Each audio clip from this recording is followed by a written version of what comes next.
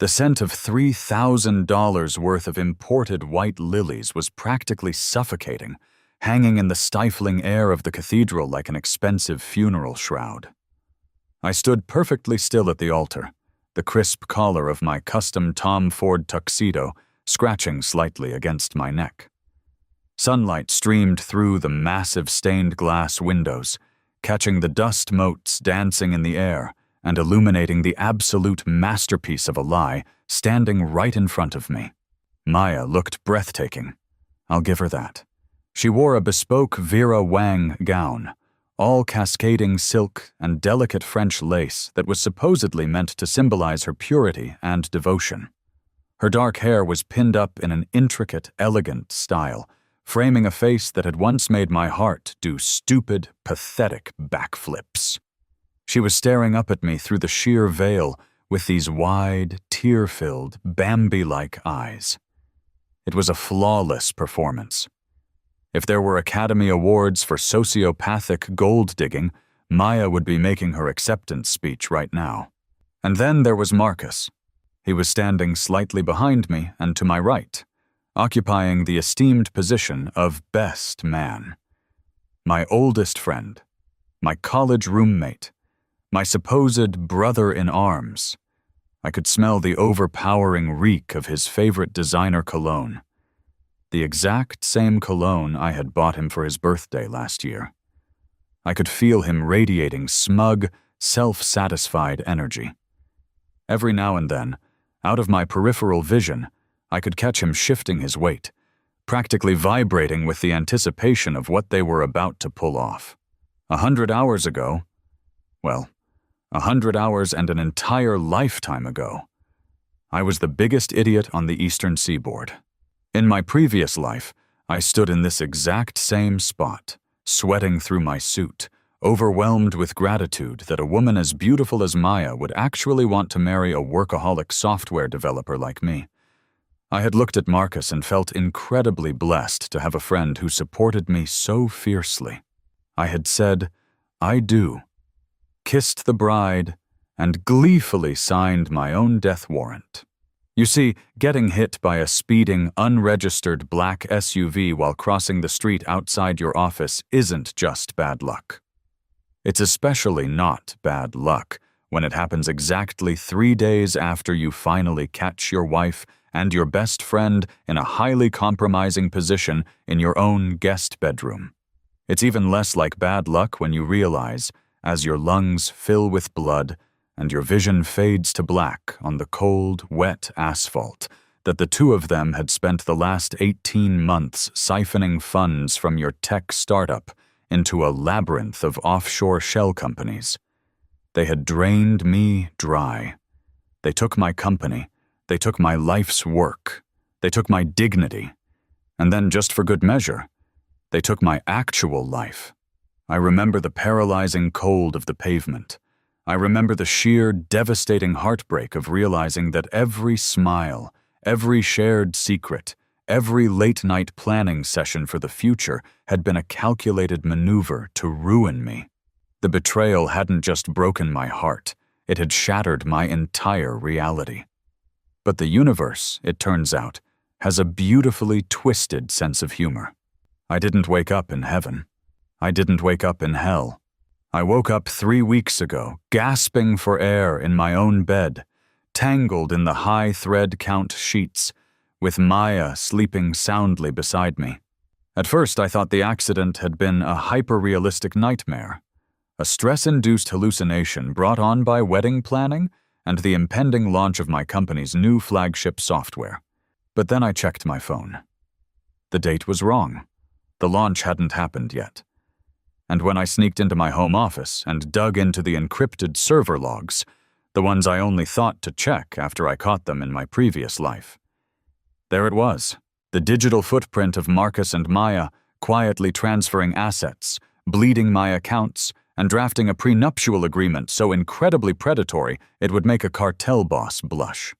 Waking up 3 weeks before the wedding gave me the ultimate hidden edge. It wasn't magic, and it wasn't some supernatural superpower. It was just hindsight. Cold, hard, unforgiving hindsight. And while the initial shock of rebirth was terrifying, the subsequent clarity was nothing short of euphoric. I had 21 days to play the fool, 21 days to smile, to kiss Maya on the cheek, to grab beers with Marcus, and toast to my upcoming nuptials, all while quietly and methodically wiring a financial and social bomb directly beneath their feet. "Dearly beloved," the priest began, his deep, resonant voice echoing off the vaulted stone ceilings of the cathedral. "We are gathered here today in the sight of God, and in the presence of these witnesses, to join together this man and this woman in holy matrimony." I tuned him out, letting my gaze drift over the sea of faces in the pews. 300 guests, my entire extended family, Maya's wealthy, status-obsessed parents, our mutual friends, and the entire board of directors from my company. It was a packed house. Maya had insisted on the most extravagant public spectacle money could buy. My money, naturally. She wanted the photos for Instagram. She wanted the social validation. She wanted everyone to see her secure the bag. I looked back at Maya. The priest was droning on about love being patient and kind. Maya reached out and gently took my hands in hers. Her skin was soft, her grip warm. "You look so handsome, Leo," she mouthed silently, offering me a shy, trembling smile that was meant to convey overwhelming love. "You have no idea," I mouthed back, offering her a smile of my own. Mine, however, was fueled by the knowledge that I had spent the last week actively restructuring my entire holding company, leaving the entity she thought she was marrying practically worthless. The tension in the air was thick enough to cut with a chainsaw. Every second that ticked by felt like an eternity. I was buzzing with adrenaline, my heart pounding a steady, rhythmic drumbeat against my ribs. I wasn't nervous. I was ecstatic. I was a coiled spring, ready to snap. The devastation I had felt dying on that street corner had calcified into a weapon, and I was about to swing it. "Leo," the priest said, his voice suddenly pulling me back to the present. He was looking at me expectantly. The cathedral had gone entirely silent. The moment had arrived. "Do you, Leo, take Maya to be your lawfully wedded wife? To have and to hold from this day forward, for better, for worse, for richer, for poorer, in sickness and in health, until death do you part?" The silence stretched. 1 second. 2 seconds. 3. I let the silence hang there, heavy and suffocating. I watched the subtle shift in Maya's expression. The trembling, Bambi-like innocence began to crack, replaced by a microscopic flicker of confusion, then annoyance, and finally, a deep, primal panic. Her grip on my hands tightened instinctively. Behind me, I heard Marcus shift his weight, the leather of his expensive shoes squeaking slightly on the marble floor. I looked deeply into Maya's eyes. I saw the absolute void of a human soul staring back at me. "Actually," I said, my voice projecting clearly and loudly, echoing off the stone walls and carrying all the way to the back rows of the cathedral. "No, I don't." For a split second, nobody moved. It was as if I had paused time. The priest blinked, his mouth slightly open. Maya froze entirely, her eyes widening in sheer terror. Then the murmurs began, a low, rolling wave of confusion sweeping through the 300 guests. Maya let go of my hands as if they had suddenly caught fire. "Leo," she whispered, her voice barely audible over the rising tide of whispers. "Leo, what are you doing? Are you having a panic attack? Is this a joke?" "Oh, it's not a joke, Maya," I said, taking a deliberate step back and casually sliding my hands into my tuxedo pockets. I rolled my shoulders, feeling the tension of the last 3 weeks completely evaporate. I've never been more serious in my entire life. Or my last one, for that matter. "Leo, please," she hissed, her voice dropping a register, the sweet facade melting away to reveal the venomous snake beneath. "Stop this right now. You're embarrassing me." "Embarrassing you?" I laughed. It was a genuine, hearty laugh that boomed through the quiet church. "Maya, sweetie, I'm doing you a massive favor. It would be incredibly selfish of me to stand in the way of true love. I turned on my heel, facing Marcus. He was standing there with his mouth agape, the color draining from his face so fast he looked like he was about to pass out. "Marcus, buddy!" I clapped my hands together loudly. "Get up here, man. Don't be shy." "Leo, man, what the hell are you doing?" Marcus stammered, his eyes darting frantically between me, Maya, and the sea of shocked guests. "Have you lost your mind?" "Lost my mind? I've found it," I beamed, gesturing broadly between the two of them. I turned to address the crowd, projecting my voice like a seasoned stage actor. "Ladies and gentlemen, I want to thank you all for coming out today. I know you all traveled very far to celebrate a union of two souls, and the good news is, you're still going to get one." The cathedral erupted into absolute chaos. Maya's mother, seated in the front row, let out a piercing shriek and slumped over in her pew, fanning herself frantically as her husband tried to prop her up. My own parents sat frozen, their jaws practically on the floor. I spun back to Maya and Marcus, dropping the cheerful act and letting the cold, hard reality of the situation slice through the air.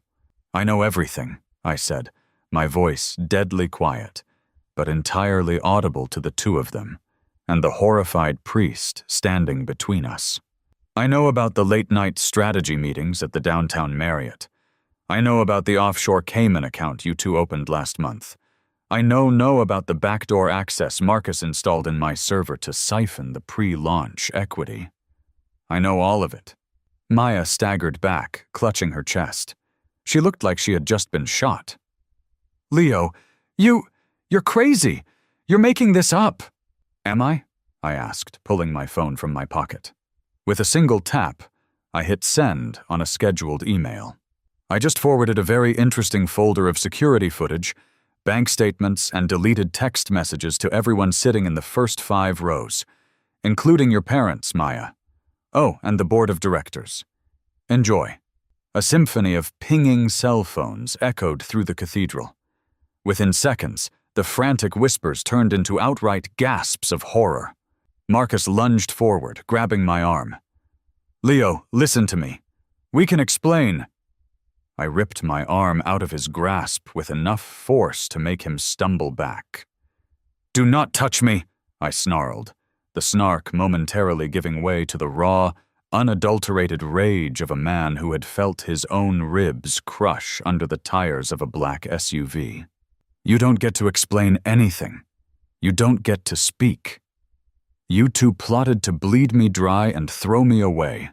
Well, the gig is up." I smoothed down the lapels of my tuxedo and took a deep, refreshing breath of the lily-scented air. It didn't smell like a funeral anymore. It smelled like victory.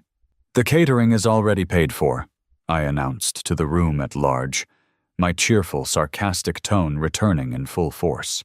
"The open bar is stocked for the next 5 hours. I highly suggest you all hit the tequila, because you're going to need it to digest those emails." I turned back to Maya, who was now openly weeping, her carefully applied makeup running down her face in dark, ugly streaks. She looked pathetic. She looked exactly how I felt dying on that pavement. "Enjoy the wedding, Maya," I whispered, stepping entirely out of her personal space. "You and Marcus deserve each other. Truly." Without another word, I turned my back on the altar, the priest, my ex-fiancé, and my ex-best friend. I walked down the long white carpet of the center aisle. The guests parted for me like the Red Sea, staring at me with a mixture of absolute shock, horror, and a strange, undeniable awe. I didn't rush.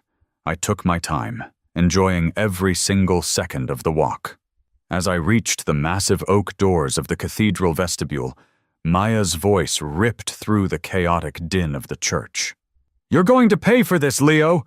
she shrieked, her voice cracking with hysterical rage. "You signed the prenup, the cancellation clause. My lawyers are going to take everything you have." I paused with my hand on the heavy brass handle of the door. I didn't turn around.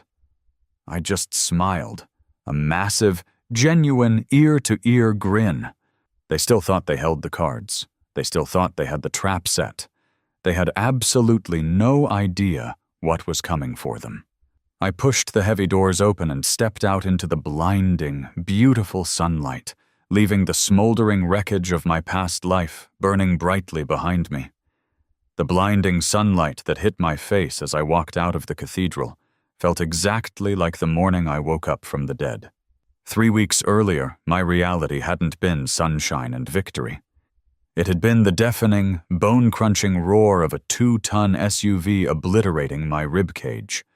I remembered the metallic taste of blood pooling in my mouth, the agonizing pressure in my skull, and the fading, terrifying realization that my wife-to-be and my best friend had orchestrated the whole thing just to cash out my life's work.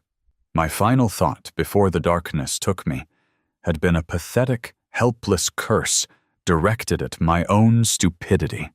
And then I inhaled. It wasn't a ragged, bloody gasp on wet asphalt. It was a sharp, panicked intake of air filtered through the expensive, lavender-scented laundry detergent Maya insisted we use. My eyes snapped open, expecting the sterile lights of a hospital or the fiery pits of hell. Instead, I saw the familiar, matte gray ceiling of my own bedroom. The sunlight was streaming through the sheer curtains, casting a soft, golden glow across the Egyptian cotton duvet. I bolted upright, my hands flying to my chest. No blood, no shattered ribs. My skin was intact. My heart was hammering a frantic but healthy rhythm, and my lungs were pulling in clean, painless air. I threw off the covers, my breathing loud and ragged in the quiet room, and scrambled out of bed. I practically fell into the master bathroom, gripping the edges of the marble vanity as I stared into the mirror. I looked like me. A little pale, eyes wide with the adrenaline of a man who just remembered his own murder. But it was me. No scars, no tire tracks. I fumbled for my phone, sitting on the wireless charger. The screen lit up, blinding me for a second before the numbers swam into focus. It was a Tuesday. Specifically, it was the Tuesday exactly 3 weeks before my wedding day. I sank to the cold tile floor, the phone slipping from my sweaty grip.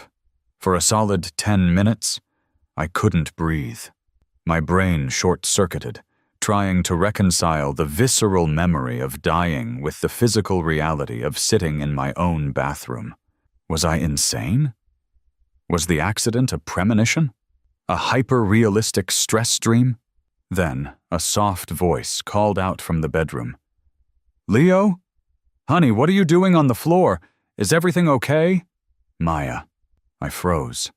Just the sound of her voice, that sweet, melodic tone she used when she wanted to sound nurturing, sent a spike of pure, unadulterated ice straight into my veins. I remembered her standing over my desk the day before I died, signing a vendor agreement with that same sweet smile, while a hidden tab on my computer showed a $1 million wire transfer to a holding company I didn't recognize. I slowly stood up and walked back into the bedroom. She was sitting up in bed, the duvet pooled around her waist, looking like a literal angel. Her hair was perfectly tousled, her skin glowing. If you looked up innocent in the dictionary, you'd find a picture of Maya stretching her arms and offering a sleepy, concerned pout. "I'm fine," I choked out, forcing my facial muscles to arrange themselves into something resembling a smile. "Just thought I heard a noise. Bad dream." "Oh, come here," she cooed, patting the mattress. Every fiber of my being screamed at me to run, or better yet, to grab her by the shoulders and demand to know why my life was worth less to her than a sports car and a Cayman Island bank account. My fingers actually twitched with the urge to wrap around her throat. But as I stared at her, the sheer, blind panic in my chest began to crystallize. The heat of my rage rapidly cooled into something much more dangerous. Absolute, sarcastic, Machiavellian resolve. Killing her would be too easy. Screaming at her would be a waste of breath. Breaking off the engagement right then and there would only mean they'd slink away into the shadows to try and steal my company another way. No, death was too good for Maya and Marcus. I wanted them ruined. I wanted them to feel the exact same humiliating, soul-crushing devastation I had felt on the pavement. I wanted them to spend the rest of their miserable lives in a studio apartment with bad plumbing, staring at the walls, knowing they did it to themselves. "Just going to make some coffee," I said, my voice eerily calm as I backed out of the room. "I'll be right back."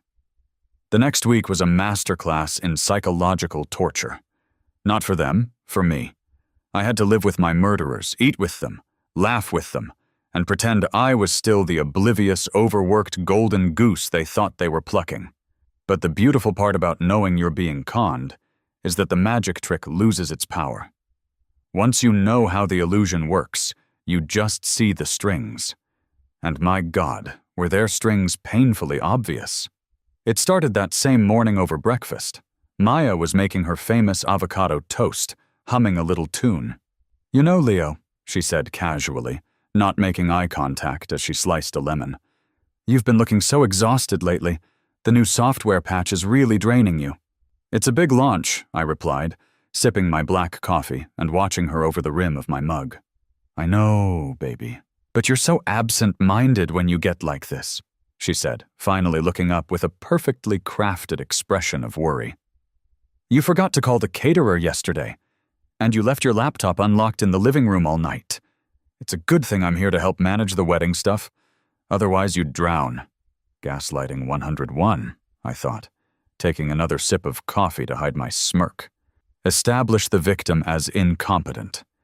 Make them doubt their own memory. Frame the parasite's control as an act of loving assistance. "You're right," I sighed, rubbing my temples in mock exhaustion. "I don't know what I'd do without you." "You'd be a mess," she giggled, leaning over to kiss my cheek. I had to force myself not to flinch when her lips touched my skin. It felt like being kissed by a very pretty, very venomous snake. Then came Marcus. He strolled into my office later that afternoon, bypassing my assistant like he owned the place. He was wearing a custom suit paid for by the generous salary I gave him as my VP of Operations, a title that basically involved him playing golf with investors and taking credit for my development team's sleepless nights. The stench of his Tom Ford cologne hit me before he even opened his mouth. "Leo, my man," he barked, dropping into the leather chair opposite my desk. "How's the groom-to-be? You look like you need a scotch."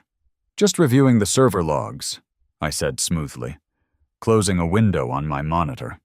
I had actually been reviewing the backdoor access Marcus had quietly installed on my primary server the week prior. It was a sloppy piece of code. Amateurish, really. Meant to scrape our proprietary algorithms right before the launch. In my past life, I hadn't noticed it until it was too late. This time, I had quietly quarantined it into a sandbox environment where it was currently scraping 1,000 gigabytes of randomly generated cat pictures. "Server logs," Marcus groaned, rolling his eyes. "You need to relax, buddy. You're getting married in less than a month. Let the nerds handle the servers." Which reminds me, he leaned forward, suddenly adopting a tone of solemn, brotherly concern. "We need to talk about the prenup." Ah, yes. The infamous document. The murder weapon. "Marcus, we talked about this," I said, playing the naive, romantic idiot to perfection. "I don't want a prenup. It feels like I'm betting against my own marriage. I love Maya. And she loves you, buddy. We all know that," Marcus said, holding up his hands defensively. "But you're not just a guy anymore, Leo. You're the CEO of a company about to hit $1 billion valuation. The board is getting antsy. Investors want to see that the company's assets are protected in the event of, well, unforeseen circumstances." "Like what?" I asked, feigning ignorance. "Like anything," Marcus shrugged smoothly. "Life is unpredictable. God forbid if anything happened to you, or if, things just didn't work out. It's just standard corporate housekeeping. I had our legal team draft up a boilerplate agreement. It protects the company, it protects you, and honestly, it protects Maya from being burdened with corporate liabilities. It's a win-win. He reached into his designer briefcase and pulled out a thick, black leather binder, sliding it across my mahogany desk. It looked heavy. It looked official. It looked exactly like the binder I had mindlessly signed in my previous life, because I trusted my best friend. I even had them put in a fidelity clause, Marcus continued, flashing a conspiratorial grin.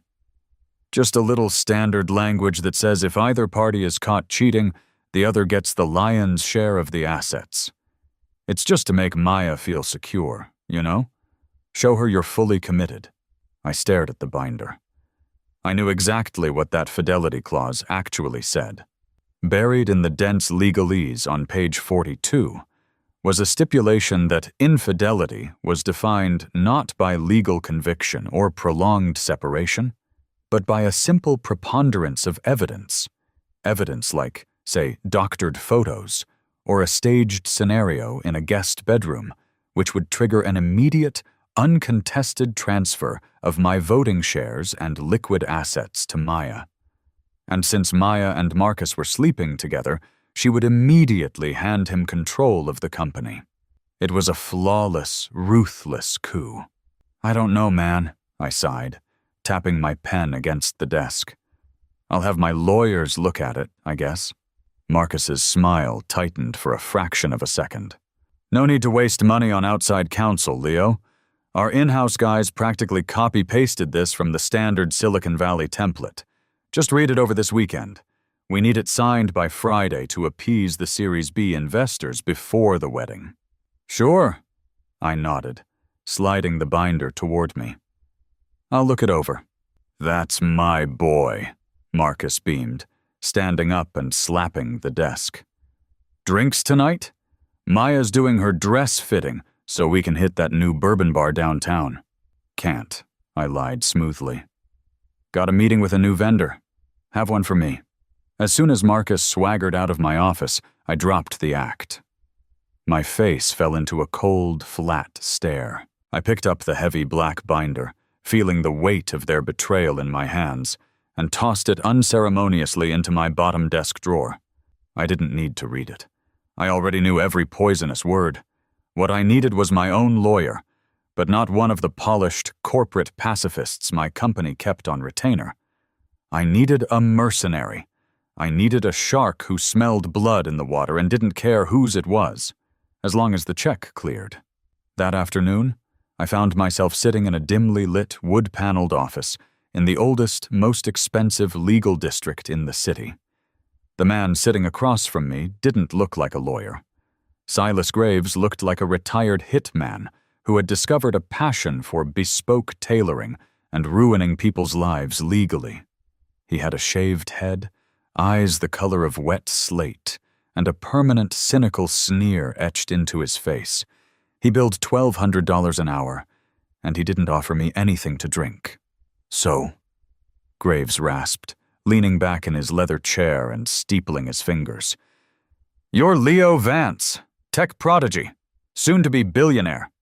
Why are you sitting in my office instead of on a yacht? Because my fiancé and my best friend are currently trying to steal my company from out under me using a predatory prenuptial agreement, I said, my voice completely devoid of emotion.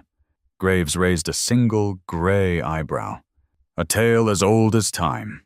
So fire the friend, dump the girl, and hire better security. Why come to me? I don't do simple divorces, Mr. Vance. I do annihilations.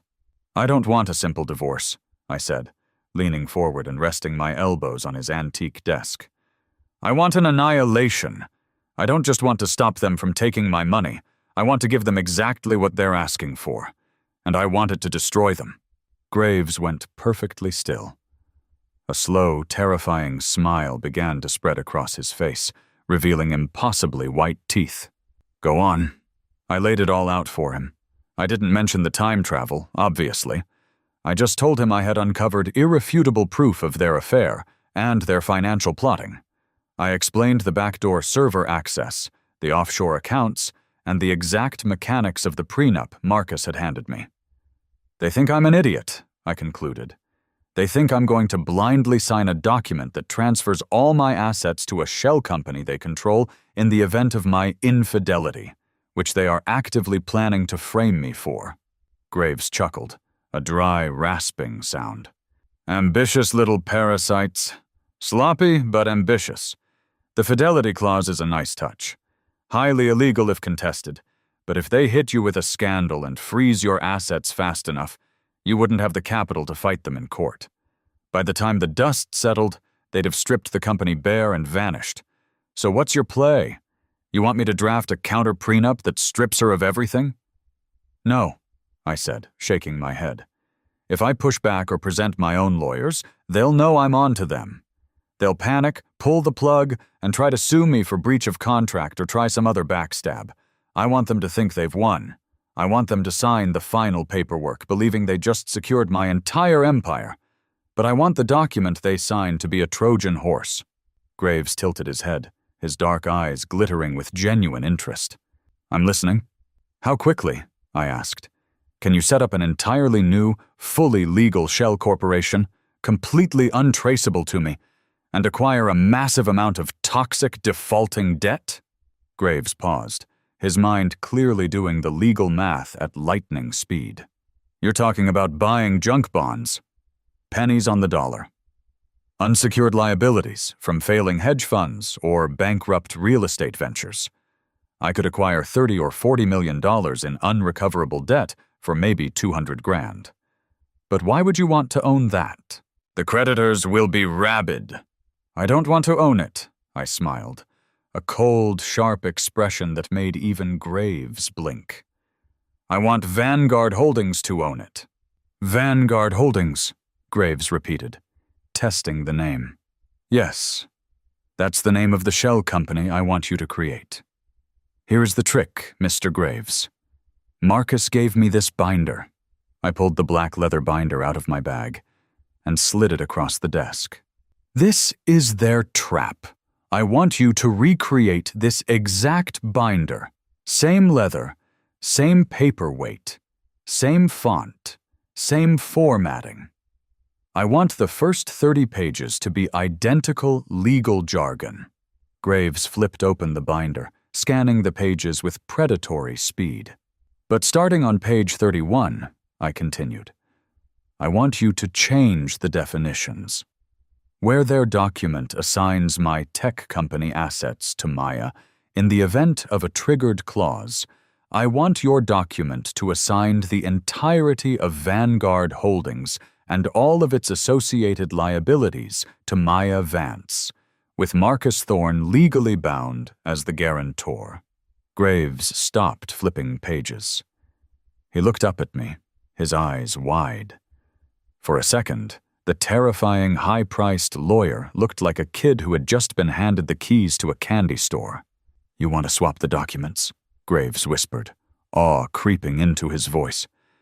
You want them to unwittingly sign an agreement that doesn't give them your tech company, but legally binds them to $30 million in toxic, instantly defaulting debt.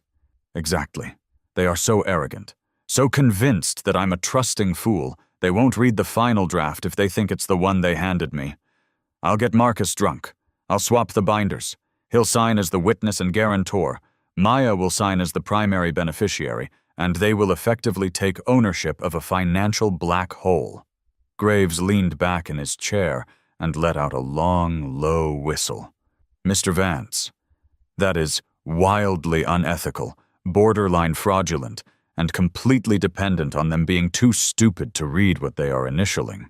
Is it illegal for two consenting adults to willingly sign a document assuming corporate debt? I asked innocently. If they claim they were deceived, they could fight it, Graves noted, though he was already pulling a fresh legal pad toward him. Let them fight it, I countered. As soon as the ink is dry, Vanguard Holdings will default. The creditors for that toxic debt won't wait for a drawn-out civil trial. They will immediately file injunctions to freeze Maya and Marcus's personal assets to recoup their losses. Their bank accounts, Their cars, that little Cayman Island stash they think is hidden. It will all be locked down in days. They won't have a dime to hire a lawyer to fight the fraud claim. Silas Graves picked up his solid gold fountain pen. He looked at me not as a client, but as an artist looking at a muse. You, Leo Vance, are a very vindictive man, Graves said softly. I'm a dead man walking, Mr. Graves, I replied, the memory of the SUV flashing behind my eyes. I just decided to bring the graveyard with me. I'll need a retainer of $50,000, Graves said, scribbling furiously on his pad. And I need 3 days to acquire the debt and structure Vanguard Holdings. The document recreation, will take another day to ensure it is indistinguishable from their draft. You'll have the wire transfer in 10 minutes, I said, standing up and buttoning my jacket. For the next 2 weeks, the sick, twisted play continued. I went to cake tastings with Maya, nodding enthusiastically as she demanded the 8-tier fondant monstrosity that cost more than a reliable used car. I smiled as she complained about the florists, playing the role of the doting, apologetic fiancé to perfection. I let her gaslight me about my schedule, apologizing when I forgot to book the string quartet, allowing her to swoop in and play the hero. It was exhausting, but every time I felt my temper flaring, I just pictured Silas Graves sitting in his dark office, feeding $30 million of toxic debt into a wood chipper aimed directly at their faces. Marcus, meanwhile, grew increasingly frantic about the prenup. As the days ticked closer to the wedding, his casual reminders turned into aggressive, almost panicked demands. Investors are breathing down my neck, Leo, he snapped one Tuesday, pacing around my living room while Maya poured him a glass of my most expensive scotch. If we don't have this signed and filed by Friday, the Series B funding might stall. You're jeopardizing the whole launch. I know, I said, putting my head in my hands and acting perfectly stressed out. I've just been so swamped with the code, Marcus, I haven't had time to read the whole thing. Maya sat next to me on the couch, running a comforting hand through my hair. The sensation made my skin crawl, but I leaned into it, playing the part. Leo, honey, she said softly, her eyes wide and innocent. Marcus is just looking out for us. You know we don't care about the money. It's just paperwork. Just sign it so we can focus on our special day. I looked up at her, letting my eyes soften into the gaze of a man completely, hopelessly in love. You're right. You're both right. I trust you guys with my life. The irony was so thick it practically choked me. Marcus let out a visible sigh of relief, sharing a lightning-fast, victorious glance with Maya over my shoulder. They thought they had won. They thought the trap was set. Tell you what, I said, standing up and clapping Marcus on the shoulder. I'll take the binder home tonight. I'll read the first few pages, and we can sign it tomorrow night. We'll make a thing out of it. It's my last weekend as a bachelor anyway. Let's go to that steakhouse you love, get entirely too drunk, and sign my life away. Marcus laughed, a loud, booming, triumphant sound. Now that's what I'm talking about. I'll make the reservation. We're celebrating, buddy. As he walked out the door, Maya turned to me and wrapped her arms around my neck, kissing me deeply. I kissed her back, channeling every ounce of my disgust into the performance. I love you so much, Leo, she whispered against my lips. I love you too, Maya, I lied, looking past her shoulder at the empty driveway. More than you could ever possibly know. The pieces were in place. The trap was fully constructed. All I had to do now was invite the rats in for dinner. The next 48 hours were a masterclass in emotional terrorism. If Maya and Marcus hadn't been actively plotting to ruin my life, I might have actually respected their hustle. They ran a perfectly synchronized, two-pronged attack designed to corner me into signing that binder. It was the classic good cop, bad cop routine, updated for the modern, sociopathic tech bro era. It started on Wednesday morning. I was sitting at the kitchen island, staring blankly at my laptop, pretending to be deep in the trenches of our new software's source code. In reality, I was just watching a blinking cursor and mentally calculating exactly how fast Vanguard Holdings was going to implode once the ink was dry. Maya glided into the kitchen, wearing one of my oversized dress shirts that conveniently slipped off one shoulder. She poured herself a cup of coffee and leaned against the counter, sighing heavily. It was a calculated sigh, the kind designed to force the other person to ask what was wrong. I didn't take the bait. I kept staring at the cursor. She sighed again, louder this time, and set her mug down with a sharp clack against the granite. "Leo, are you even listening to me?" "Sorry, babe," I muttered, rubbing my eyes. "Just trying to squash this bug in the rendering engine before the Friday push. What's up?" Maya walked over and gently shut my laptop, forcing me to look up at her. Her eyes were already brimming with perfectly calibrated tears. "It's this whole prenup thing, Leo. It's tearing me apart." "Maya, we talked about this," I said, injecting just the right amount of weary exhaustion into my voice. "I said I'd look at it." "But you haven't," she cried, her voice cracking with the precise pitch of a wounded bird. "You've been avoiding it. And Marcus told me yesterday that the investors are starting to ask questions. They think you're hesitating because you don't trust me." A single, pristine tear rolled down her cheek. It was Oscar-worthy. If I hadn't seen the server logs showing her transferring $30,000 of my money into a Cayman Islands account 2 days prior, I would have folded immediately.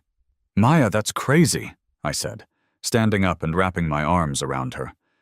My skin literally crawled, every nerve ending screaming in protest, but I pulled her close, resting my chin on top of her head. "Of course I trust you. I love you. Then why won't you just sign it?" She sniffled into my chest. "Do you think I'm just after your money, Leo? Because if you do, we can call the whole wedding off right now. I don't care about the company. I care about us. But this document, it's standard procedure. It protects you. It protects the business. Marcus says it's the only way to guarantee the Series B funding, and I can't bear the thought of being the reason your company fails." The sheer audacity of it was breathtaking. She was gaslighting me so hard I was surprised the kitchen didn't catch fire. She was framing her attempt to steal my company as an act of selfless devotion to my career. Hey, look at me," I said gently, pulling back and wiping the fake tear from her cheek. I looked deeply into her eyes, burying my absolute disgust behind a mask of unconditional adoration. "I don't think you're a gold digger. I know you love me. I'm just stressed, okay? I promise you I'll sign it. Marcus and I are going out for steaks tomorrow night. We're going to do it then. Just the two of us. I'll bring the binder." Maya's eyes lit up, the tragedy immediately evaporating from her face, replaced by a radiant, relieved smile. "Really? Oh, Leo, thank God. I was so worried this was going to put a wedge between us." "Never," I promised, kissing her forehead. "Nothing could ever come between us. Except, of course, $30 million in toxic debt. But who's counting?" Thursday morning brought the second prong of the attack. I had barely stepped off the elevator at the office when Marcus ambushed me. He was practically vibrating with nervous, predatory energy. He followed me into my office and shut the door behind him, locking it. "Tell me you have the binder," Marcus demanded, skipping the pleasantries entirely. "Good morning to you too, Marcus," I said cheerfully, dropping my briefcase on the desk and shrugging off my jacket. "I'm doing great, thanks for asking. Traffic was a breeze." "Cut the crap, Leo. The Series B lead investor called me at 8 a.m. Marcus lied seamlessly. "They want the final paperwork for the corporate restructuring, and they want the liability waivers signed. That includes the prenup. They need to know the CEO's equity isn't going to get tied up in a messy divorce court if things go south." "Wow, they are really paranoid, aren't they?" I laughed, booting up my computer. Marcus slammed his hands on my desk, leaning over to intimidate me. It was a cute tactic. A few weeks ago, it would have worked. Today, looking at his flushed, greedy face, all I felt was the icy calm of a man holding a royal flush. It's not paranoia, Leo. It's business, Marcus snapped. You're playing with fire here. If you blow this funding round because you're too lazy to read a 50-page document, the board will vote you out. I've spent 2 years setting up this deal. I am not going to let you sabotage it because you're getting cold feet. I let the silence hang for a moment, watching him sweat. He was pushing too hard, desperate to close the trap before the wedding. He needed my signature to finalize the heist. Relax, man, I said finally, my voice soothing and apologetic. I talked to Maya this morning. She was pretty upset about the whole thing. Marcus's expression shifted, a flicker of panic crossing his eyes. What? Why? What did you tell her? Just that I was stressed. But she made me realize how important this is to the company's future. And to you. I know how hard you've worked on this deal, Marcus. I appreciate it. Really, I do. I watched his ego inflate in real time. The panic vanished, replaced by that familiar, smug arrogance. He genuinely believed he had me completely under his thumb. I've got the binder at home, I continued. I've read most of it. The legal jargon gives me a headache, but I trust you. We're still on for tonight, right? The steakhouse? Marcus grinned, slapping the desk. You know it, buddy. 8 o'clock. My treat. We're going to celebrate securing the bag and getting you hitched. Bring the binder. We'll sign it over a couple of dry martinis and a bone-in ribeye. It'll be painless. Can't wait, I smiled. At noon, a heavily armed courier arrived at my office reception desk. He wouldn't hand the package to my assistant. He insisted on delivering it directly into my hands. I signed for the flat, unmarked cardboard box and locked my office door before opening it. Inside was the masterpiece. Silas Graves had earned every penny of his $50,000 retainer. I pulled the black leather binder from the box and laid it on my desk. It was an exact, flawless replica of the one Marcus had given me. The leather had the exact same grain. The paper was the identical thick, cream-colored stock. The fonts, the margins, the little yellow "Sign Here" tabs sticking out of the edges. It was perfect. I opened it to page 31. There it was. The language was dense, practically suffocating in its complexity, but the meaning was absolute. It outlined the complete transfer of Vanguard Holdings, a corporate entity that existed solely to hold $30 million of immediately defaulting, ultra-toxic debt, to Maya Vance, with Marcus Thorne legally bound as the primary guarantor.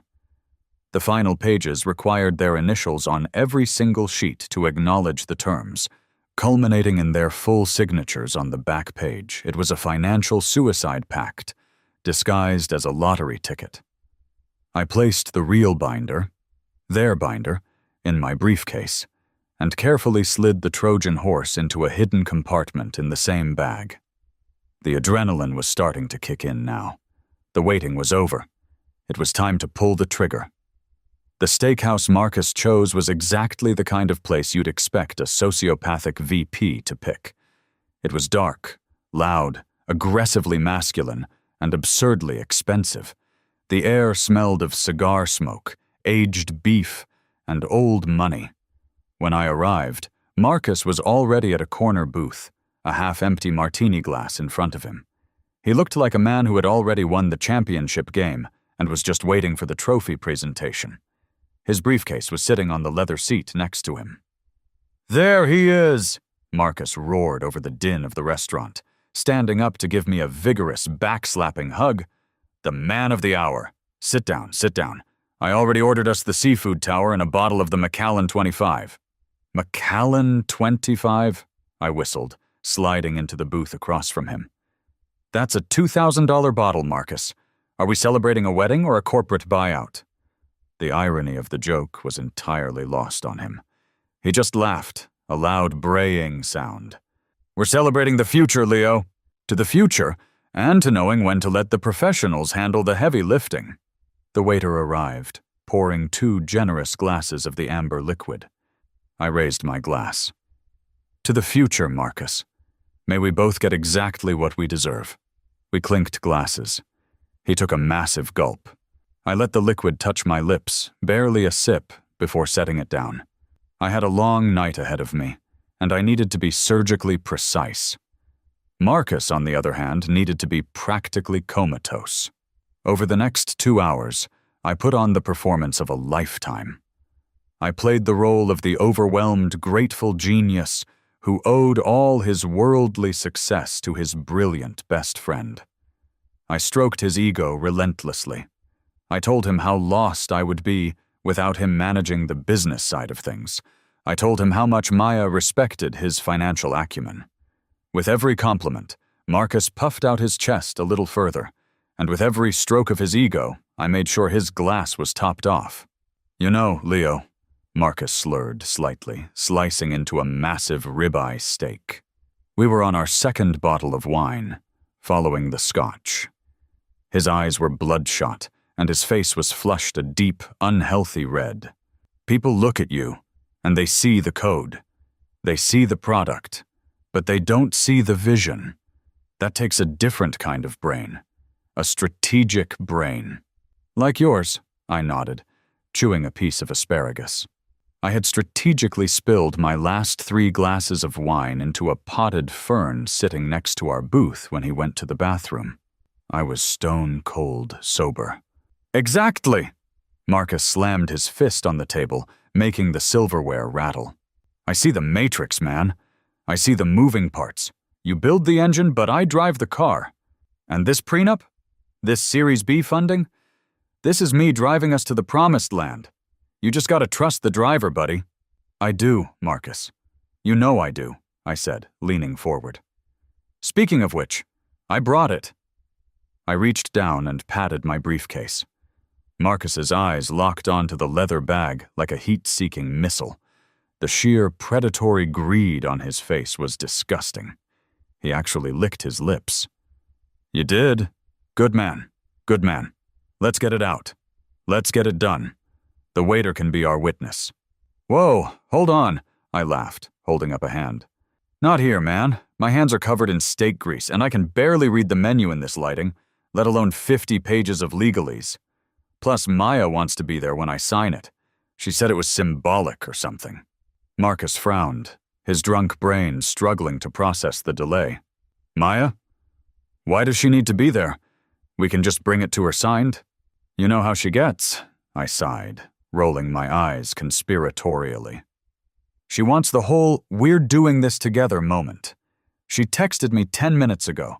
She's waiting up for us at the apartment. We'll head back, pour one last nightcap, and sign it on the kitchen island. It'll take 5 minutes." Marcus hesitated. He wanted it done now, but the alcohol was slowing his reflexes, and the promise of having it signed within the hour was too tempting to fight. He wiped his mouth with a linen napkin and grinned, a sloppy, drunken sneer. Fine, whatever the princess wants," he chuckled, signaling for the check. "But I'm holding you to that nightcap. We're sealing this deal tonight, Leo. No more delays." "No more delays," I agreed, a cold, sharp thrill shooting down my spine. Tonight is the night. Getting Marcus from the steakhouse into an Uber and up to my penthouse apartment was like wrestling a drunk, overconfident bear. By the time I unlocked my front door, it was pushing 11 p.m. The apartment was dimly lit, jazz playing softly from the surround sound speakers.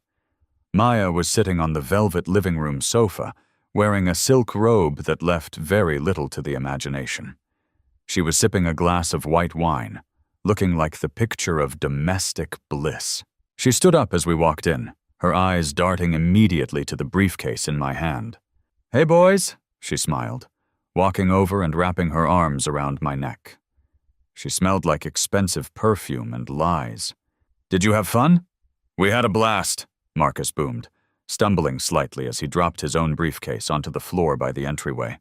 "Leo here practically bought out the bar, but we got business to handle, Maya. Tell your man to get the paperwork out."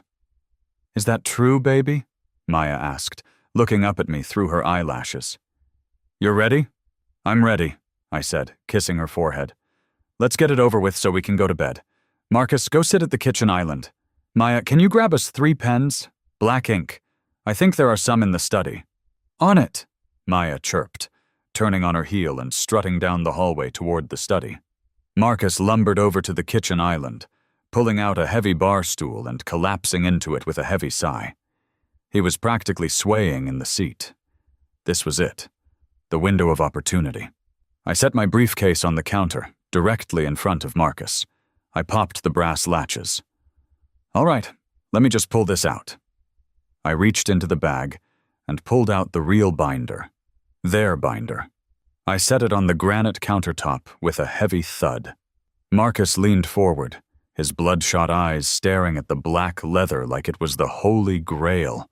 Beautiful, Marcus slurred, reaching out to touch it. Oops, I said, my voice entirely flat. With a swift, calculated flick of my wrist, I knocked my own elbow into the open bottle of red wine sitting on the counter from Maya's earlier glass.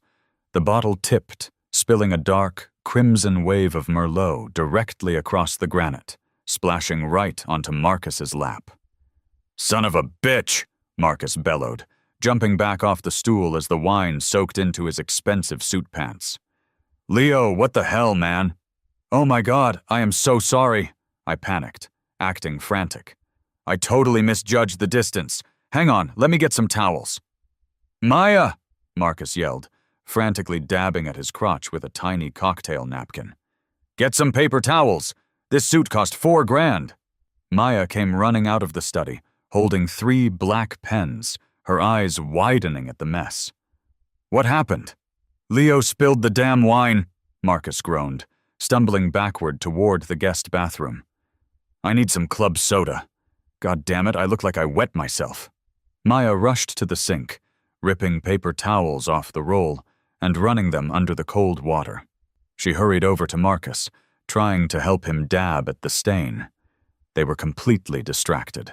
They were 10 feet away, their backs turned to me, arguing about club soda and dry cleaning. I didn't hesitate. I grabbed the real binder off the counter, dropped it back into the main compartment of my briefcase, and snapped the latch shut. In the exact same fluid motion, I unzipped the hidden back compartment, pulled out Silas Graves's flawless replica, the Trojan horse, and slammed it down onto the exact same spot on the granite counter. The swap took less than 3 seconds. My heart was hammering so hard in my chest I thought it was going to crack my ribs, but my hands were completely steady. I'll pay for the dry cleaning, man, I promise, I called out, wiping down the spilled wine on the counter with a dishcloth, carefully avoiding the new binder. I don't know why I'm so clumsy today. Just wedding jitters, I guess. Marcus emerged from the bathroom 5 minutes later, his pants soaking wet and smelling faintly of vinegar and regret. He looked miserable, but his eyes immediately locked back onto the black leather binder sitting safely on the dry side of the island. Whatever, Marcus grumbled, dropping back into the bar stool. Let's just get this signed before you burn the apartment down. Maya, you got the pens? Right here, Maya said, handing one to Marcus and one to me. She moved to stand right next to Marcus, leaning over the counter. The predatory alignment was almost poetic. They were shoulder to shoulder, practically drooling over the document they thought was going to make them rich. All right, Marcus sighed, flipping the binder open to the first page. Standard procedure, Leo. Because this involves corporate asset restructuring as well as marital assets, we need initials on the bottom corner of every page to show you've reviewed the clauses. Then full signatures on the back page. Maya signs as the beneficiary, I sign as the witness and guarantor for the board. Sounds complicated, I murmured, staring at the pages. The first 30 pages were exactly what Marcus had given me. Harmless, standard corporate jargon. It's just a formality, Maya cooed, rubbing my arm. We'll do it together. I'll initial right next to you. Actually, I said, a sudden brilliant idea striking me. A way to make this even sweeter. My hand is cramping up from coding all day, and honestly, looking at all this legal text is giving me a migraine. Marcus, you're the VP of Operations. You read it, right? Of course I read it, Marcus scoffed, offended. I had the lawyers draft it. And you trust it? I asked, looking him dead in the eye. With my life, Marcus stated, entirely unaware of how literal that statement was about to become. Great, I said, taking a step back and crossing my arms. Then you guys initial it. It's a joint agreement anyway, right? Maya is the beneficiary. You're the guarantor. If you both initial every page, it shows the board that my future wife and my VP are in complete alignment with the asset protection. I'll just sign the master signature on the back page when you're done. Marcus blinked, his alcohol-addled brain trying to find a reason to say no. But in his mind, the trap was already set. The text on the page was his text. Why wouldn't he initial it? It just got the job done faster. Yeah, okay, that works, Marcus agreed, clicking his pen. Maya, let's just burn through this. And so began the most euphoric 10 minutes of my entire existence. I stood there, leaning against the refrigerator, arms crossed, watching the two people who had ruined my past life legally dismantle their own futures. Flip. Scribble. Scribble. Page 1. Standard definitions. Marcus initialed. Maya initialed. Flip. Scribble. Scribble. Page 10. Voting rights in the event of incapacitation. Marcus initialed. Maya initialed. They were going so fast they were practically tearing the pages. They were so blinded by greed, so completely convinced of their own superiority that they didn't even bother to read the words. They were just looking for the little yellow tabs. Then, they hit page 31. This was it. The point of no return. The exact page where Silas Graves had rewritten reality. Where my tech company vanished from the document, replaced by Vanguard Holdings. Where the text clearly stated that by signing, they were accepting full, unrestricted liability for $30 million of toxic debt and waiving all rights to contest the transfer. I held my breath. The silence in the kitchen was deafening, broken only by the scratch of their pens. Marcus turned the page. He didn't even pause. His eyes were glazed over from the scotch. He just found the bottom right corner, scribbled his initials, and pushed it toward Maya. Maya, busy dreaming about her new Cayman Islands bank account, quickly added her elegant, looping initials right next to his. Flip, scribble, scribble. They had just signed their own death warrants. They kept going. Page after page, clause after clause of financial annihilation, willingly accepted, legally bound, and beautifully initialed in black ink. By the time they reached page 50, Marcus was sweating through his shirt. He flipped to the final, thick cardstock page, the signature page. All right, Marcus exhaled heavily, dropping his pen and rubbing his temples. That's it. Maya, sign on the beneficiary line. I'll sign as the guarantor. Then, Leo, you just drop your John Hancock right there on the primary line and we are officially done. Maya leaned over, her face flushed with victory. She gripped the pen tightly and signed her name with a flourish. Maya Vance. She had even used her future married name. It was poetic. Marcus grabbed the binder, signed his name aggressively on the witness line, and pushed the heavy book across the granite counter toward me. Your turn, boss, Marcus slurred, a massive victorious grin spreading across his face. Sign it, and let's go to sleep. I walked over to the island. I picked up the pen. I looked down at the document. Maya's signature, Marcus's signature, legally binding them to hell. I looked up at them. They were watching me like a pair of starving wolves watching a wounded deer. You know, I said softly, twirling the pen in my fingers. I was just thinking about something my dad used to say. What's that, Leo? Maya asked, her voice tight with forced patience. She just wanted me to sign it. He used to say, never sign a contract you haven't read. I smiled, placing the pen down on the counter without letting it touch the paper. Marcus frowned. Leo, come on. Don't do this now. We just initialed 50 pages for you. I know you did, I said, my smile widening into a genuine, terrifying grin. And I appreciate it. Really, I do. It saves me a lot of hassle. But I think I'm going to take this into the study and read it over one last time, just to be safe. You know how the investors are. Maya's face fell. Marcus looked like he was about to burst a blood vessel. "Leo, it is midnight!" Marcus yelled, slamming his hand on the counter. "Just sign the damn paper!"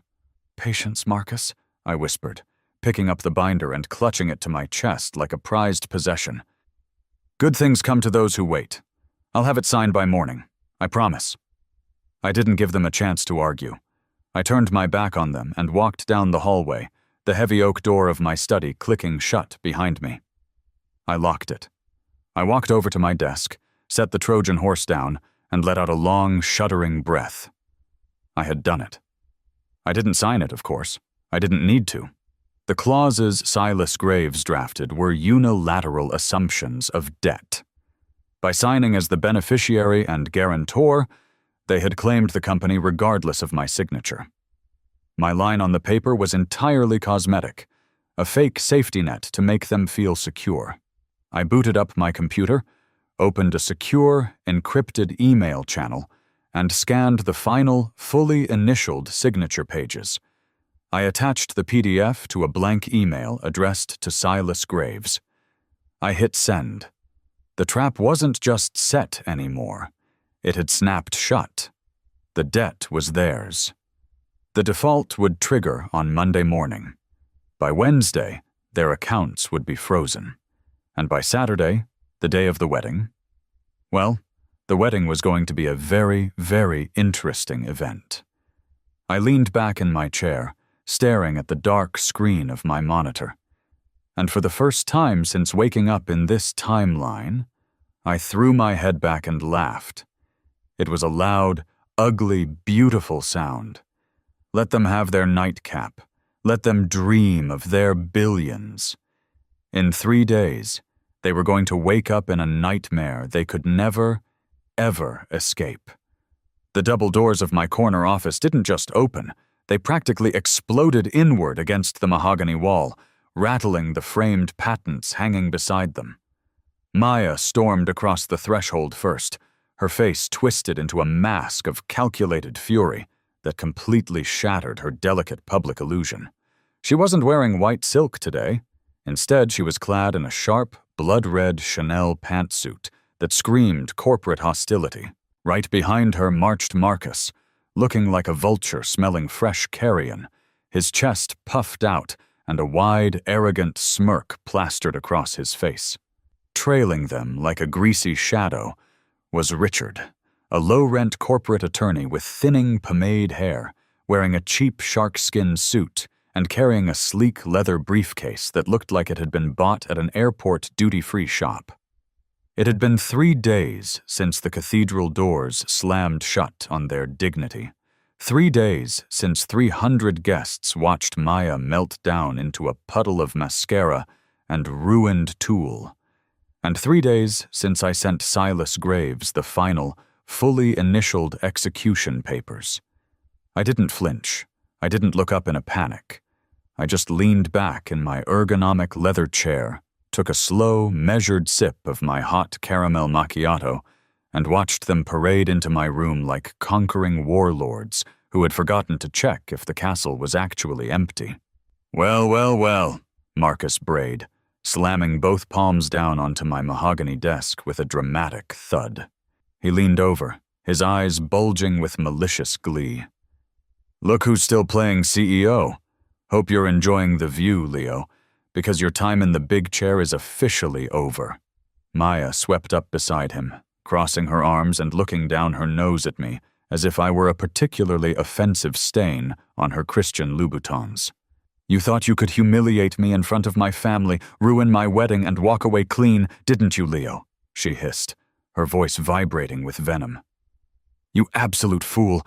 You let your ego blind you to the math." "The math?" I repeated mildly, setting my coffee mug down on a slate coaster with a soft clink. I folded my hands over my stomach and offered them a warm, utterly placid smile. You know, math has always been my strong suit. What kind of math are we talking about today, guys? Addition? Subtraction? Or are we just multiplying your collective delusion? Richard, the sleazy lawyer, stepped forward, adjusting his narrow, silver-rimmed glasses with a practiced, theatrical flourish. He snapped open his briefcase, pulled out a thick, heavily tabbed leather binder that looked suspiciously familiar, and slammed it onto my desk right beside my keyboard. "Let's skip the amateur theatrics, Mr. Vance," Richard said, his voice dripping with oily condescension. He cleared his throat, adopting a pompous courtroom cadence. "I am Richard Sterling, legal counsel for Mrs. Maya Vance and Mr. Marcus Thorne. We are here to execute a formal corporate and marital seizure pursuant to the prenuptial agreement executed by all parties 3 nights ago." "Oh, the prenup," I said, raising an eyebrow. "Is that what we're calling it?" "That is precisely what it is," Marcus snapped, unable to contain his glee. He straightened his tie, puffing himself up even further. "Clause 42, Section B, Leo. In the event of a public wedding cancellation due to unprovoked breach of contract or verifiable misconduct by the primary shareholder, which you proudly provided a live stream of to 300 people, all voting shares, intellectual property rights, and liquid capital assets of this corporation immediately default to the primary beneficiary." Maya tilted her chin up, a triumphant smirk cutting across her face. "And since I am the primary beneficiary and Marcus is the executive vice president and corporate guarantor, we are taking over management immediately. You have 24 hours to clear your personal belongings out of this office, surrender your key cards, and vacate the premises. If you resist, we will have you physically removed by building security for trespassing." They stood there, shoulder to shoulder, bathing in the warm, golden glow of their own imaginary triumph. They were so high on the adrenaline of their perceived victory that they didn't even notice the complete absence of panic in my eyes. They didn't see the trap closing. To them, I was just a cornered animal waiting for the final blow. I let the silence stretch for a beat. 2 beats. 3. The quiet hum of the central air conditioning was the only sound in the expansive office. Then I started to laugh. It wasn't a nervous chuckle.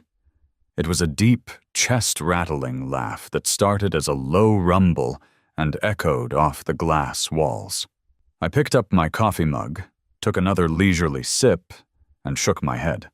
Maya's triumphant smirk faltered, replaced by a flicker of sharp unease. "What is so funny?" she demanded, her voice rising an octave. "Are you losing your mind? You just lost everything you've ever built." "Lost everything," I chuckled, setting the mug down. I leaned forward, resting my elbows on the desk, locking my gaze onto Richard Sterling. The lawyer suddenly looked a lot less confident under my stare. "You know, Richard, for a guy who bills $400 an hour, you're remarkably bad at due diligence." Richard's brow furrowed, his oily confidence slipping a fraction. "Mr. Vance, I assure you, my legal review of this document is airtight. Every clause is fully enforceable under state corporate code." "Is it?" I asked sweetly. I reached into my desk drawer, pulled out a second, identical black leather binder, and slid it across the mahogany surface until it bumped against Richard's briefcase.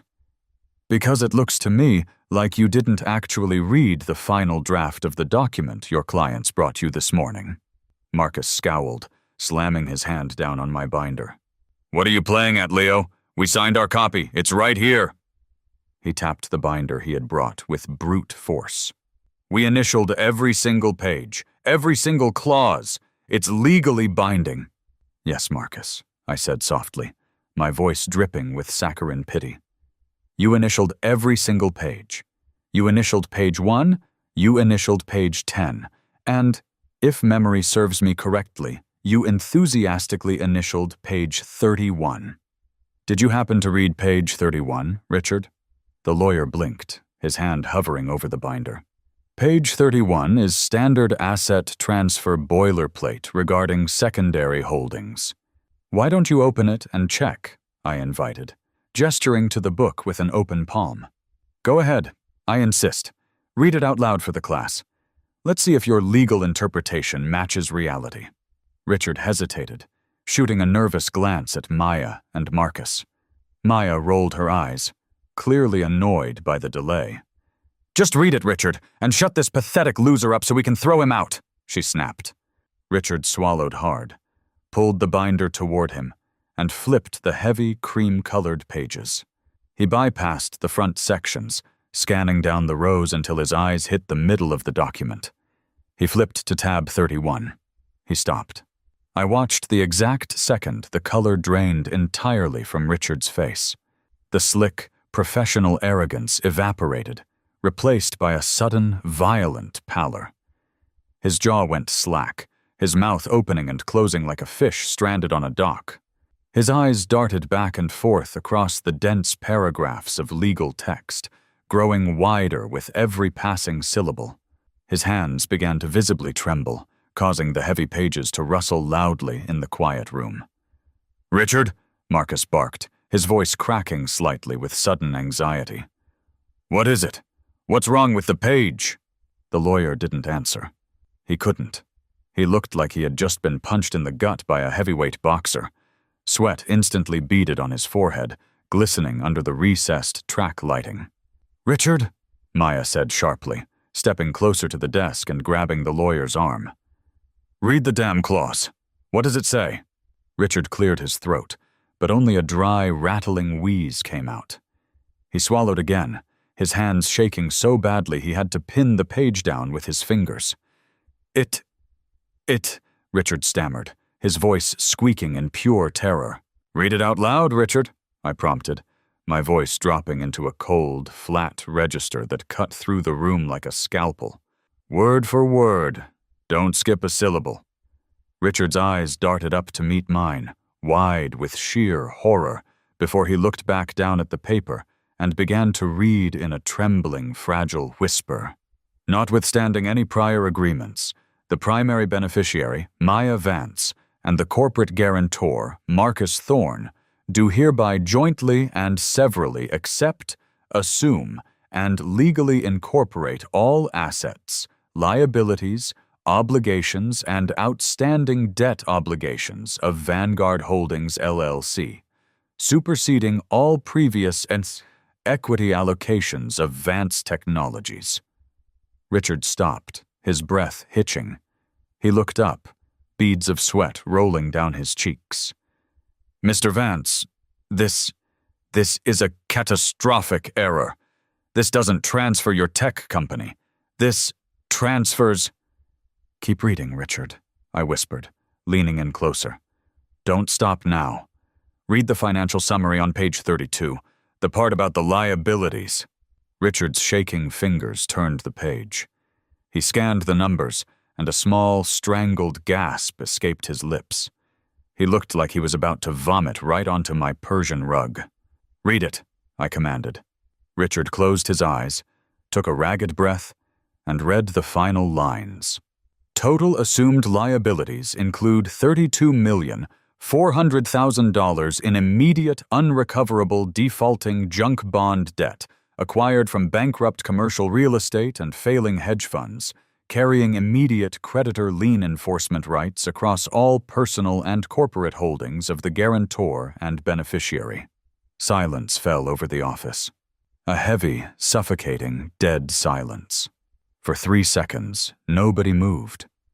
Marcus stood frozen with his hands on the desk, his brain violently short-circuiting as he tried to process string theory wrapped in legal jargon.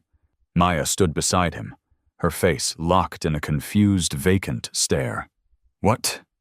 Marcus finally whispered, his voice dangerously thin. "What does that mean? What is Vanguard Holdings? What debt?" I leaned back in my chair, picking up my warm coffee mug and taking a slow, luxurious sip before setting it back down.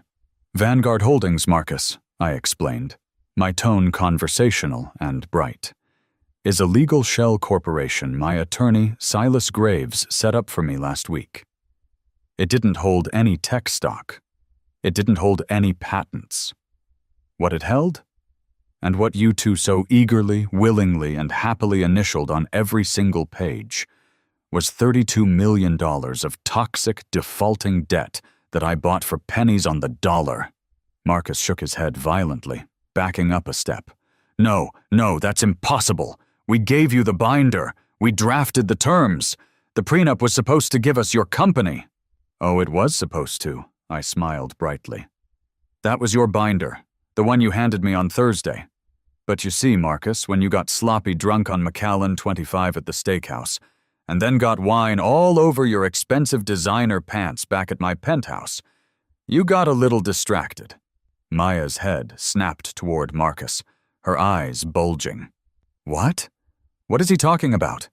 I swapped the binders, Maya, I said smoothly, gesturing to the book on my desk. The document you and Marcus signed, initialed, and legally bound yourselves to isn't a prenuptial agreement protecting your assets. It's an ironclad corporate assumption of liability. You didn't steal my company.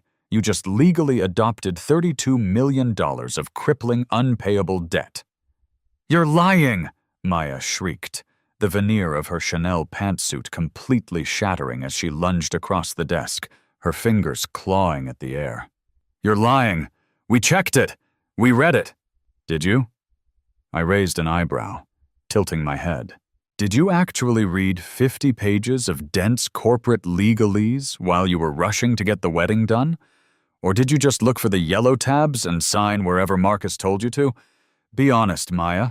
You were too busy dreaming about your Cayman Islands bank account to notice that page 31 completely inverted the target entity. Maya froze, her hands gripping the edge of my desk so hard her knuckles turned ghostly white. She turned slowly to look at Marcus, her eyes turning into pure, unadulterated daggers of homicidal rage. Marcus, what did you do? I didn't know, Marcus stammered, his face turning the color of curdled milk as he stumbled backward, tripping over his own designer loafers and crashing hard against the leather sofa behind him. He swapped it! He set us up! It's fraud! It's illegal forgery! Is it forgery, Richard? I asked, looking directly at the shivering lawyer. Did I forge their signatures? Did I hold a gun to their heads and force them to initial every single page of a legally filed corporate document? Richard swallowed hard, his voice trembling so much it was barely audible. No. Mr. Vance's signature, the primary signature line, is completely blank. Marcus let out a strangled, pathetic sound. Blank? What do you mean it's blank? It means, Richard whispered, staring at the floor in absolute defeat. He never signed it. You and Mrs. Vance signed as the primary beneficiary and guarantor of the debt assumption. Because Mr. Vance never executed his consent, the transfer clause defaulted entirely onto the secondary signatories. Legally, you two own the debt, 100% of it. The room spun. I could see the exact moment the reality of what they had done crushed the last remaining fragments of their arrogance. Maya let out a high-pitched, hysterical sob, collapsing into one of the guest chairs and burying her face in her hands, her red designer suit suddenly looking like a prison jumpsuit. Marcus was still sprawled awkwardly against the sofa, staring up at the ceiling with his mouth hanging open, hyperventilating as the terrifying weight of $32 million crashed down on his skull. This is impossible, Marcus whimpered, rocking back and forth. We're ruined. We're completely ruined. Oh, you're not just ruined, Marcus, I said, my voice dropping all pretense of warmth, hardening into absolute razor-sharp steel. You're about to be dismantled. I reached across the desk, tapped my keyboard to wake up my primary monitor, and hit a single key. You see, I continued, leaning forward and resting my chin in my hands, debt like that doesn't wait for a civil trial. Because Vanguard Holdings officially defaulted on its loan servicing obligations this morning at precisely 9 a.m., the primary creditors didn't file a lawsuit. They filed an immediate, unrestricted asset seizure injunction. Right on cue, Maya's high-end smartphone, sitting innocently on top of her designer handbag, let out a piercing, shrill alert tone. Then Marcus's phone buzzed violently in his pocket. Then it buzzed again, and again. A relentless, synchronized symphony of digital notifications echoing off the walls.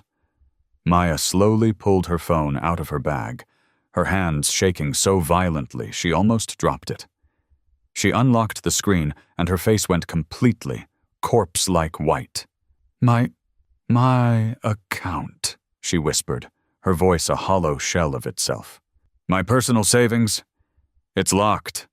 It says, 0 balance. Pending freeze by federal lien. Mine too, Marcus groaned from the sofa, staring blankly at his screen, tears finally spilling over his bloodshot eyelids. My credit cards. They just declined at the coffee shop downstairs. They seized my checking account. They're freezing everything. Everything, I confirmed cheerfully. Your cars, your luxury apartments, that cute little secret joint savings account you guys opened in the Caymans to stash my seed money? Gone. The creditors are legally entitled to claw back every single liquid asset tied to your names to satisfy the default. Maya looked up from her phone, her eyes blazing with a mixture of pure terror and rabid hatred. She stood up so fast her chair screeched against the floor. You monster! She screamed, lunging forward again, her composure entirely gone. You planned this. You engineered this whole thing. I'll destroy you. I'll sue you for everything you're worth.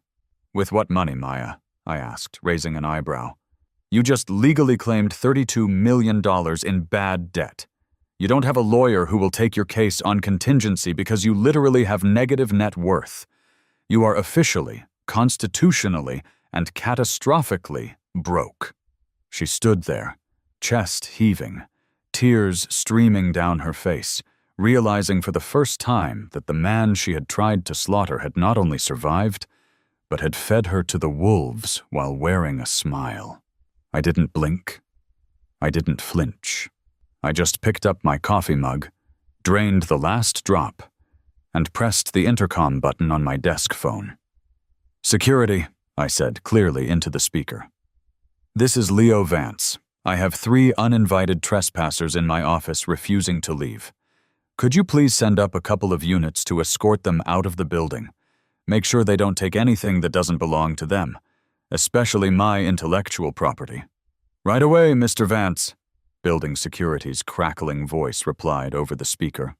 Marcus slowly dragged himself up off the sofa, looking 10 years older than he had 20 minutes ago. His expensive suit looked crumpled, his hair was a mess, and his arrogant swagger had been replaced by the broken shuffle of a beaten dog. He looked at me, his lips trembling, opening his mouth to beg.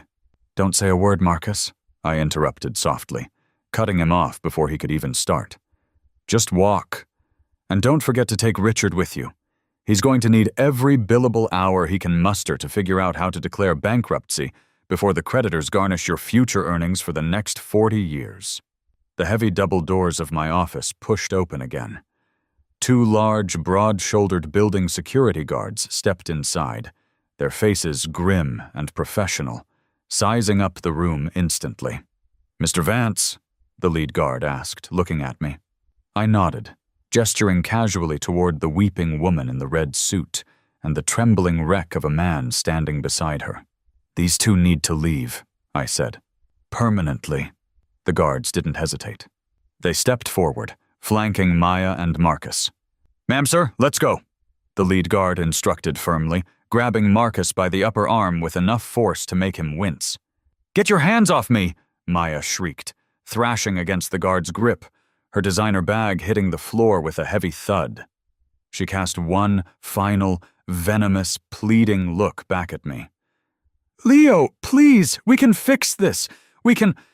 Have a wonderful life, Maya, I interrupted, my voice dropping all warmth, leaving only a chilling, absolute void.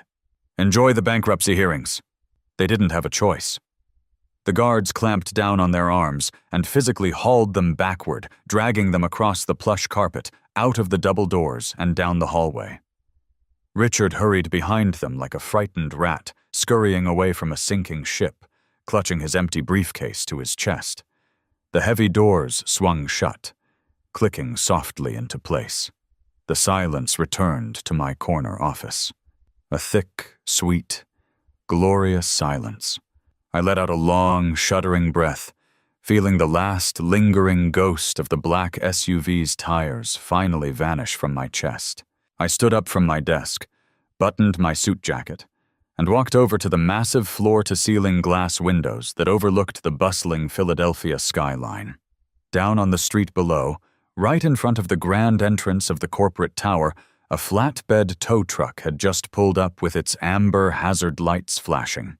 Two heavily modified, incredibly expensive sports cars, Marcus's leased matte black Porsche and Maya's sleek white Mercedes coupe, were being hoisted up by the rear wheels, their expensive rims clicking against the metal ramps as the repo men locked them down for impoundment. I watched the tow truck pull away into the midday traffic, hauling their flashy, stolen toys off to an anonymous holding lot. They had wanted my empire. They had wanted my life, and in the end, they had gotten exactly what they asked for, every single red cent of it. I turned away from the window, walked back to my desk, and sat down in my leather chair.